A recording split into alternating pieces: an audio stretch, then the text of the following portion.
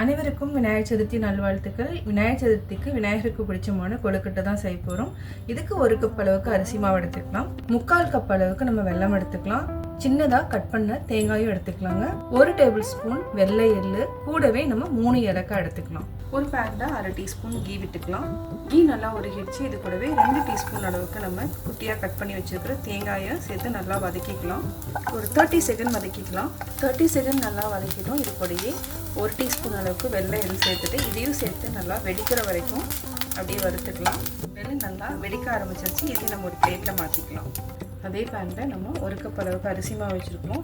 அரிசி மாவையும் நம்ம ஒரு நிமிஷம் வரைக்கும் நல்லா வறுத்துக்கலாம். நம்ம அரிசி மாவை வறுத்துட்டோம். இதை வந்து தனியாக எடுத்து வச்சுக்கலாம்.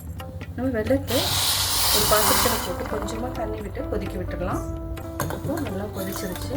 2 மினிட்ஸ் அப்படியே வச்சிங்கன்னா அந்த மண் எல்லாமே இறங்கிடும். அதுக்கப்புறம் நம்ம அரிசி மாவு கூட சேர்த்துக்கலாம். நம்ம ஏலக்காய் வந்து அரிசி மாவு கூட ஆட் பண்ணிக்கலாம். தோல் எடுத்துடலாம். வறுத்து வச்சிருக்கிற எள்ளு, தேங்காய் இது ரெண்டையும் சேர்த்துக்கலாம். நல்லா மிக்ஸ் பண்ணிக்கோங்க. இப்போ நம்ம வெல்லத்தை ஆட் பண்ணிக்கலாம். நல்லா மிக்ஸ் பண்ணி விடுங்க. கொஞ்சம் கொஞ்சமாக நீங்கள் வெள்ளை தண்ணியை ஆட் பண்ணிக்கோங்க. இப்போ நம்ம நல்லா மிக்ஸ் பண்ணிட்டோம். இது நல்லா சின்ன சின்ன உருண்டைகளாக பிடிக்கணும். கொஞ்சம் சூடாக இருக்குது, கொஞ்சம் ஆறட்டும். ஆறினதுக்கப்புறம் நம்ம சின்ன சின்ன உருண்டைகளாக பிடிச்சிக்கலாம். ஒரு கைப்பிடி அளவுக்கு மாவு எடுத்துக்கலாம். இது நல்லா அப்படியே உருட்டிக்கோங்க. உருட்டிட்டு ஜஸ்ட் ஒரு ப்ரெஸ் கொடுத்துக்கோங்க. அவ்வளோதான், பிடி கொழுக்கட்டை ரெடி ஆகிடும். இதே மாதிரி நம்ம எல்லா மாவையும் பிடிச்சிக்கலாம். நம்ம ஸ்டீமர் வச்சுக்கலாம். ஸ்டீமரில் ஒரு வாழை இலையும் வச்சுக்கலாம். நம்ம பிடிச்சி வச்சுருக்கிற பிடி கொழுக்கட்டை எல்லாத்தையுமே ஸ்டீம் பண்ணிக்கலாம். ஒரு 7 மினிட்ஸ் பண்ணிங்கனாலே போதும். நம்ம மூடி போட்டுக்கலாம்.